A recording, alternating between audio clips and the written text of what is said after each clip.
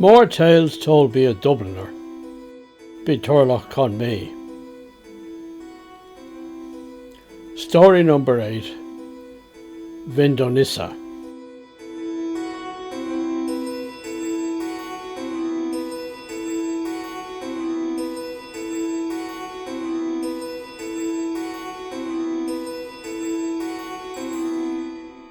One day I saw the wife watering the indoor plants at her house, and she was using a strangely shaped old copper watering can.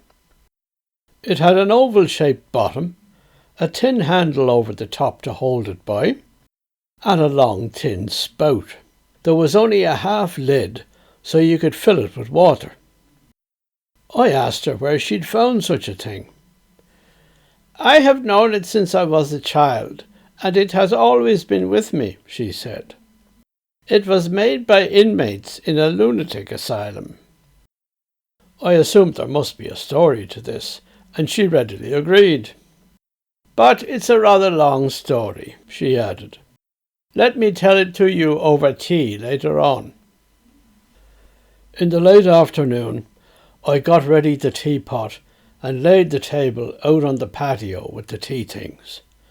A slight breeze stirred the blooming roses in the garden and brought their scent over. The hum of bees could be heard from the swaying lavender bush nearby. We sat down to tea, and as promised, Elisabeth began her tale of the watering can from the lunatic asylum. I will try to retell it as best I remember it.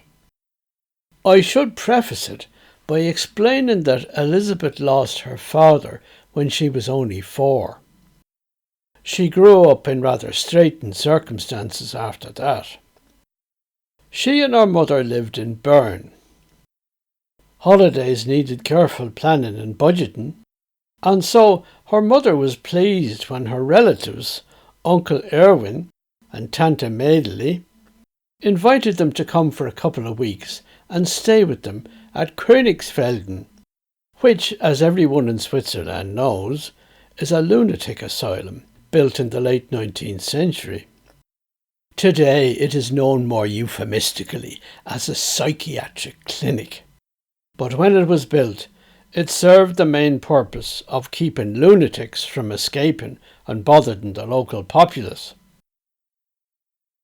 Now, Uncle Erwin and Tante Mädeli were not themselves lunatics, of course. He was a woodworking and handicrafts teacher by training, and he had a job at the asylum providing what would now be called occupational therapy to the lunatics, at least those who were amenable.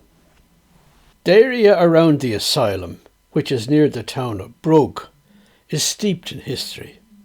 This area is known as Vindisch, or Vindonissa in Latin, and it's one of the places in this country that was settled by the Romans. It was the midsummer in 1957 when Elisabeth and her mother travelled there. Elisabeth was 9 years old. On the train to Brugg, her mother warned her, "You will see strange people there, but never mind them." Uncle Erwin met them at the station and took them across the area known as Vindonissa to the asylum, driving in one of the official cars belonging to the institution. The asylum building was grey and forbidding, but Uncle Erwin explained that he and his wife lived in the same residential building as the doctors. It was a dépendance off to one side of the main building. Uncle Erwin parked the car in the garage, then took their luggage and accompanied them into the asylum. He was a quiet, self-possessed, but jovial man. He took them across the inner courtyard towards the low residential building apart from the main asylum. Gradually, they got the strange feeling of being watched. They looked up, and sure enough, there were faces at the barred windows all around. They pointed at the new arrivals. The women began screaming at them. The men at other windows shouted curses.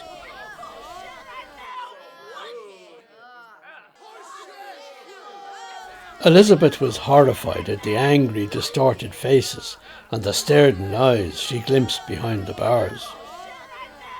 "Never mind them," said Uncle Erwin matter-of-factly. "They always get excited when someone new appears. Those are what we call the hopeless cases. You can't do anything except confine them. They scream and yell all day, sometimes all night too. And they're not the ones I get. Only the docile ones are sent to me. Some of those hopeless cases have been here for longer than any of us. There's some really peculiar ones, live in a world of their own making. Like, there's one thinks he's Napoleon, another thinks he's Julius Caesar. One of the women thinks she's the Virgin Mary." He chuckled. "I'm well used to them. So are we all. When they get going sometimes, you'd think it was carnival." He chuckled again. By this time they were out of the courtyard. In spite of Uncle Erwin's assurances, the visitors were glad to escape from the screaming, cursing lunatics around the asylum's barred windows. When they got to the dépendance, Tante Mädeli was waiting to welcome them. She too was a jovial woman, but not marked by her husband's quietness. The lunatics didn't seem to bother her at all. The couple lived in an apartment on the ground floor. Elisabeth was given a little room of her own, her mother the larger room next to it. Elisabeth's room was in fact at one end of the residential building, and through her window she looked out on the open country of Vindonissa, and off to one side she could see a church. It was explained to her that that had been the monastery church in the days when there was a monastery on the site. The first night there, Elisabeth slept reasonably well, reassured by the fact that her mother was in the next room, though she did wake up once or twice, hearing blood-curdling screams from somewhere in the asylum. The following nights were the same. They spent the days exploring the local countryside. Elisabeth's mother talked with Tante Mädeli. Uncle Erwin was usually busy with his class. Tante Mädeli took the visitors to look in on him one morning. Here there was no screaming or cursing, Elisabeth was relieved to discover. Yet the lunatics here were not exactly friendly or welcoming. They looked at them with sullen, expressionless eyes. Some seemed to withdraw into themselves and cower as if in fear. Tante Mädeli explained afterwards that Uncle Erwin was teaching them to make things out of copper, as that was an easy material to work with. Now that night, the third night, Elisabeth slept soundly until she was awakened by a noise. She sat up in bed and listened. It sounded like marching feet. It was coming closer. She got up, opened the window and looked out on the summer night. A marching line of people was approaching across the courtyard and heading in the direction of the old church.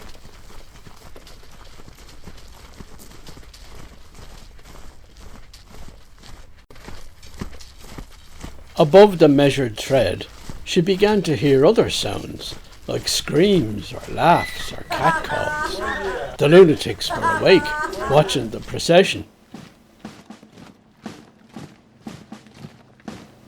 Then it came into her view. First was a man on a horse. He wore a plumed helmet and a long red cloak. He was also wearing some kind of metal armour. He was followed by a group of marching men with similar helmets, but carrying spears and long shields. They too were all wearing some kind of armour. Could this be Julius Caesar, the hopeless madman? Wondered Elisabeth.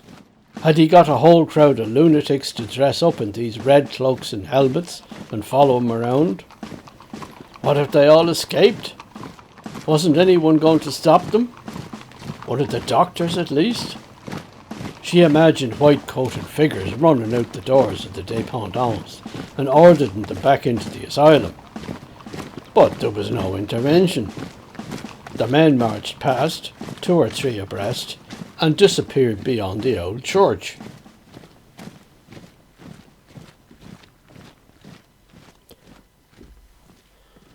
All was now still. Elisabeth, confused and wearied by the spectacle, climbed back into bed and fell asleep.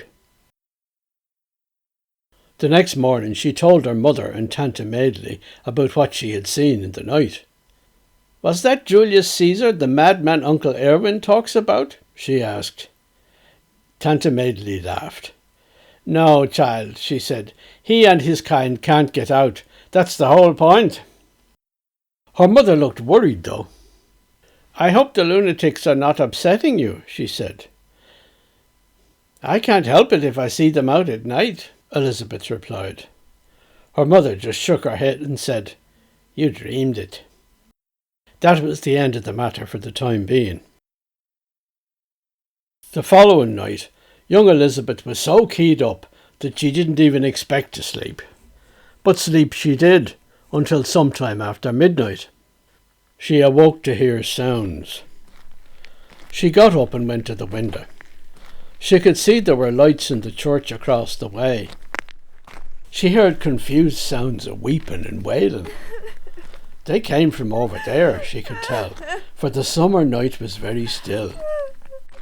She peered into the darkness and saw several human figures walking towards the church. There were several men, 4 of whom were carrying something on their shoulders. It looked like a funeral bier with a corpse on top of it. They were followed by another figure, a woman in a long dark cloak.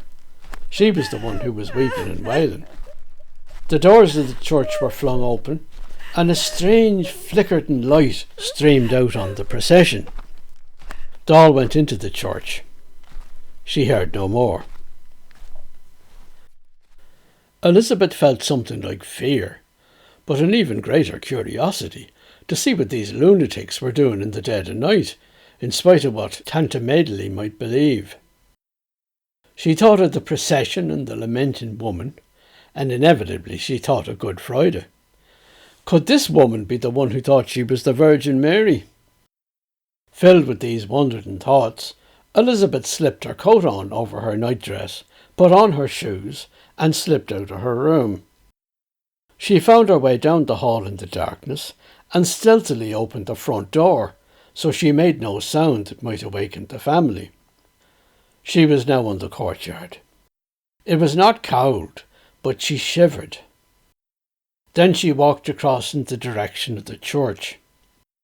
She came to the door, both halves of which were open, and the light that came out was that flickering light she had seen. When she went inside, she knew why. The light was coming from flaming torches that were set at regular intervals along the walls. She had been to see the church in the daytime, but they'd gone there to admire the stained glass windows, which Uncle Erwin said were very fine and very old. She walked up the nave, her shoes making a sound that seemed to echo through the church.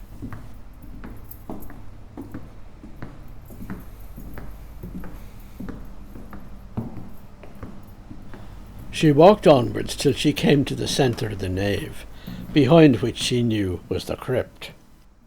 In front of it was a sort of a catafalque, and on the catafalque was a bier, and on the bier was a dead man. He was wearing what seemed to be blood-stained clothes. He was bearded and dark-haired. Elisabeth came close and looked down at his face as if hypnotised. Who was this man? He was not old. She thought of the photograph of her dead father, the one she kept, the only one that was left. She looked into the man's eyes, half expecting a response, but the eyes were dead and fixed and staring. He lay on his back on the bier, in his blood-stained clothes and his leather riding boots. Placed on his chest was a sword, pointing towards his feet, and his hands had been clasped around the jewelled hilt. The hands were very white. He was very dead. Up on the roof, a bell had begun to toll.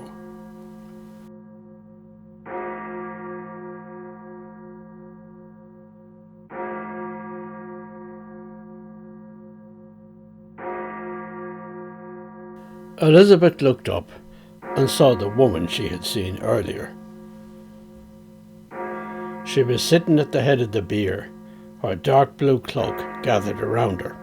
Her long black hair was brushed back from her face and enclosed in a headband ornamented with threads of gold. Their eyes met. So this was one of the hopeless cases Uncle Erwin had talked about. The woman looked very sad, sadder even than the people in Uncle Erwin's handicrafts group. She spoke. "Have you come to mourn him?" she asked. Elisabeth didn't know what to say. She was expected to know who this man was, but she did not. Had one of the patients died during the day, or been murdered by another? She hadn't heard any such thing. But perhaps things went on here in the night time that were not talked about the next day. Not knowing what to say, she looked down at the dead man again. "What is your name?" the woman asked, more quietly now. "Elisabeth," she replied. "It is well," said the woman. "I too am Elisabeth."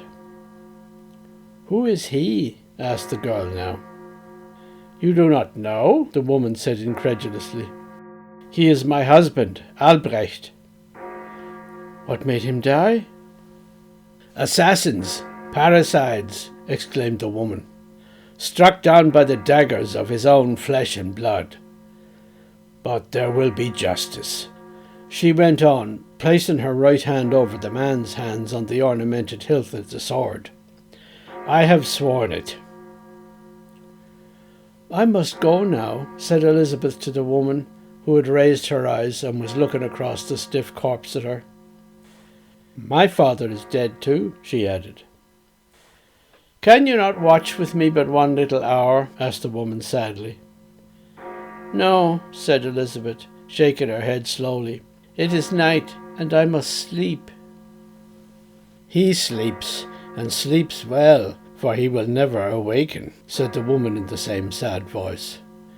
She looked at Elisabeth again. "Go then, and sleep." Elisabeth hesitated. "I will come again, and keep you company in the night time, if you are still here." "I am always here," the woman said. "I will always be here." She bowed her head. Elisabeth turned and walked down the nave under the flickering light of the torches. She walked out the open door of the church without looking back.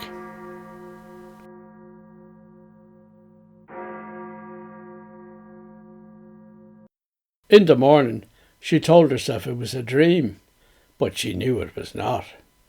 She wanted to tell the others about this hopeless case she had met, confined here for always, as it seemed, but she didn't want to alarm her mother, so she said nothing. Meanwhile, the holidays were going by, and it would soon be time for Elisabeth and her mother to travel back to Bern.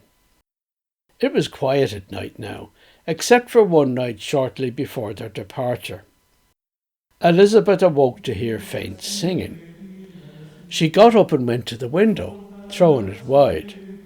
The sound of men's voices came faintly from the church. And yes, they were singing. The lights were on in the church, and the doors were wide. Now a procession of men, 2 or 3 abreast, came out of the church, some holding flaming torches, and a group of them carried the bier with the corpse on it. They all wore dark cloaks that had hoods, which they had drawn over their heads, as if to hide their faces.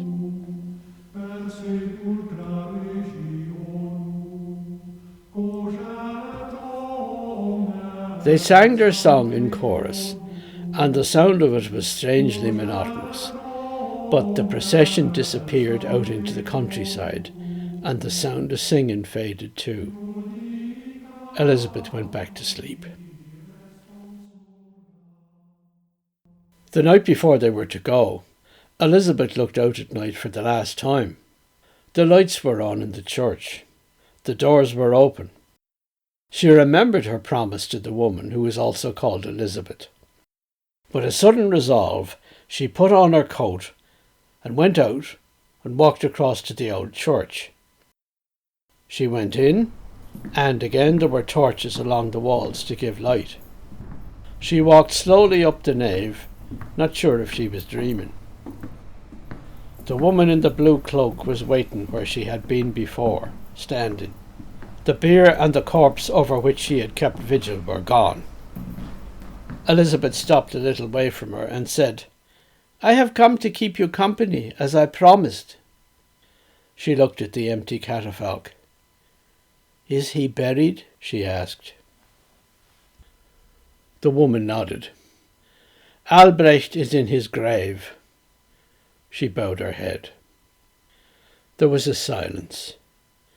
And then the woman looked up. "Blood will have blood," she said. "Blood will have blood. Justice has been done on my husband's killers. He is avenged, and well avenged. He can sleep easy now in his grave." She paused. "But blood will have blood, again and again. Once it starts, it cannot stop. The death and doom and bloodletting. Come, Elisabeth, you who have been given my name. Come and I will show you all that has happened." So saying, and beckoning to the young girl, the woman turned and went to the head of the stone stairs leading down into the crypt. She began descending the stairs, holding her skirts in her left hand as she did so. Elisabeth followed, overcome by curiosity and by sympathy for the widow.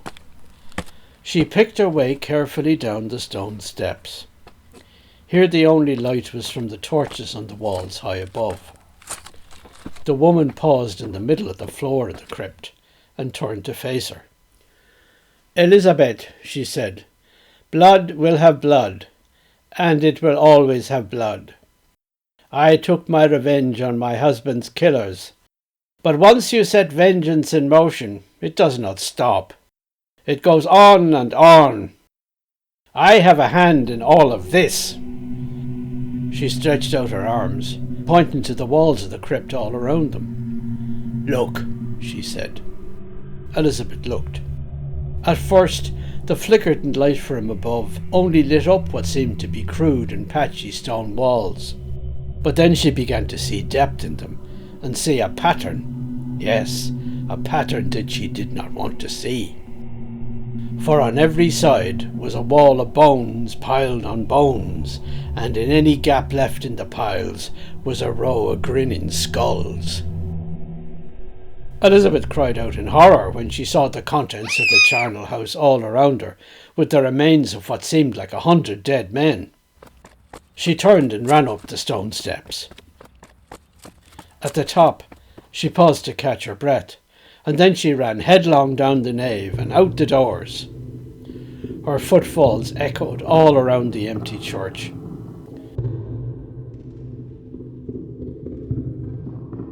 Once in the open, she hurried back to the house. She let herself in and crept panting to her room. She was just relieved to get into bed under the covers. Soon she was asleep. When she awoke in the morning, there was packing to do, and Tante Mädeli made them a lunch to take with them on the train. Uncle Erwin presented them with a parting gift. It was a copper watering can. "My lunatics made it for you," he said. "Something to remember us by." They followed Uncle Erwin across the asylum courtyard to the garages as he carried their luggage.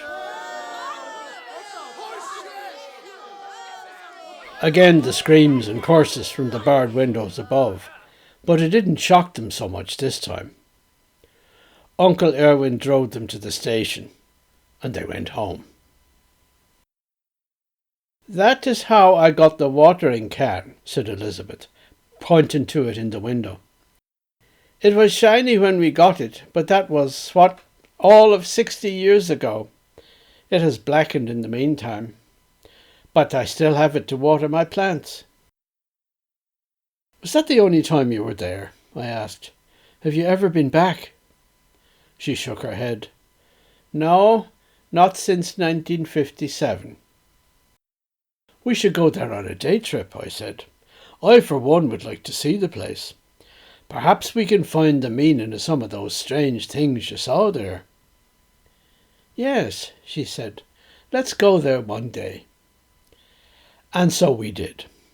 We took the train from Bâle to Brugg and walked across the countryside of Vindonissa.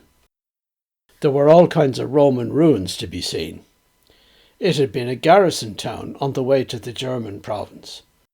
Elisabeth's guidebook to the antiquities of Switzerland, which we'd brought with us, said that the 13th Legion was stationed there. Don't you see, I said to her, those were the marching men you saw, and no lunatics at all. We went on to the asylum at Königsfelden. Now it's called the Psychiatric Clinic, but it is still a forbidding grey building. There was a great to-do in the papers a while ago, Elisabeth remarked. An insane murderer was held there, and he managed to escape. We did not venture into the place, but around to the side we found the old church of Königsfelden. The guidebook said that the monastery was closed down at the time of the Reformation and abandoned, though the church still stands. The psychiatric clinic was built on the site of the old monastery. Perhaps it incorporates the fabric of the old building, I said. So that is why you saw monks coming in procession out of the church. They were chanting plain song. She nodded. Those were no madmen either, she said ruefully. According to the guidebook, I went on, reading out loud, the monastery was endowed by Queen Elisabeth of Görz and Tyrol. She did so in memory of her husband, King Albrecht of Hapsburg, for the Hapsburgs came from this area originally. Albrecht had been waylaid and murdered as he was crossing the river Reuss near here. The murderers were his nephew, Johann, forever after known as the Parricide, and some others of the local nobility. It happened on the 1st of May, 1308. By this time, we had reached the old church and went in. As the guidebook explained, it was famous for its stained glass windows. We walked up the nave, and on one side we saw an elaborate wooden structure with names and likenesses and knights. I looked for an explanation in the guidebook. These knights are those who fell on the Habsburg side at the Battle of Sempach in 1386. They were led by Rudolf of Hapsburg, the grandson of King Albrecht and Queen Elisabeth.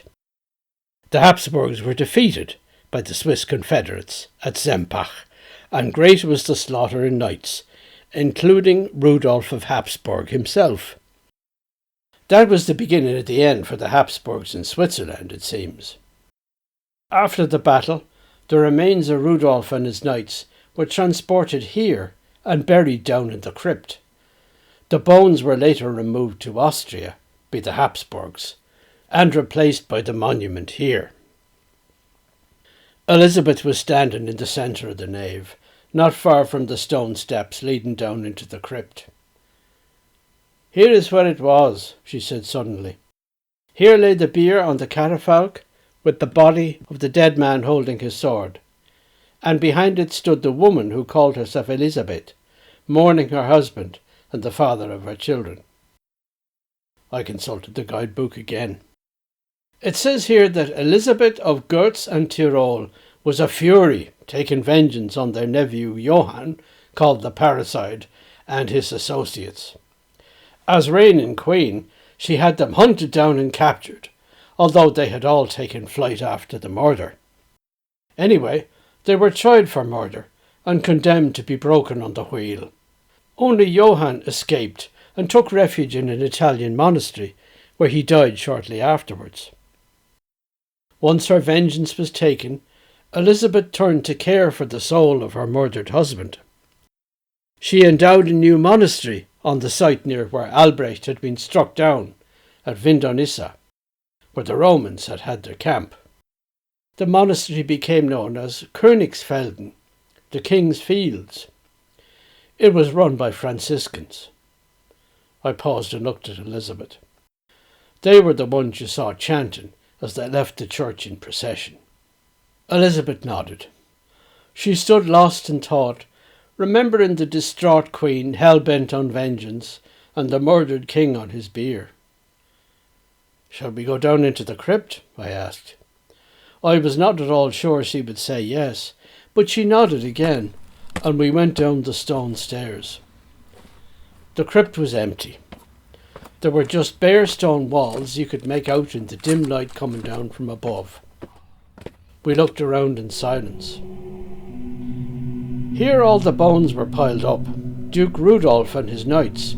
Even Queen Elizabeth was buried here, it seems, I remarked. They're all long gone now. I was interrupted by a loud groan from Elisabeth. "Why all this killing?" she exclaimed. "Why?" Then she turned to me. "We must leave this place," she told me. "I can take no more." Rapidly, we ascended the stone steps and walked down the nave and out the door. We sat down on a rustic bench outside in the sun. Elisabeth was weeping bitter tears. After a while, she recovered herself and looked up at me. "Now I know what I saw here as a child so many years ago," she said with a sigh. "It was no dream, and it was no play acting. I saw the 13th Legion marching into Vindonissa. I saw and heard the monks of the monastery, and I saw the Queen mourning her murdered husband and revelling in her never-ending revenge." She chuckled bitterly now. "And all the time I took it for a midnight carnival of lunatics."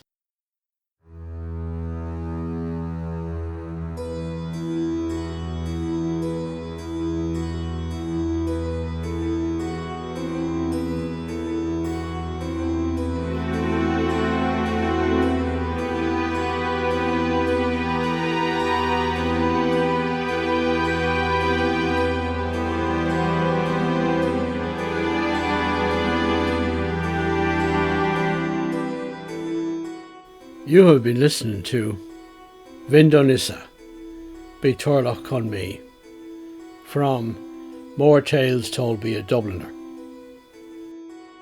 If you've enjoyed the story, don't forget to like, subscribe, share and comment. And so, until next time.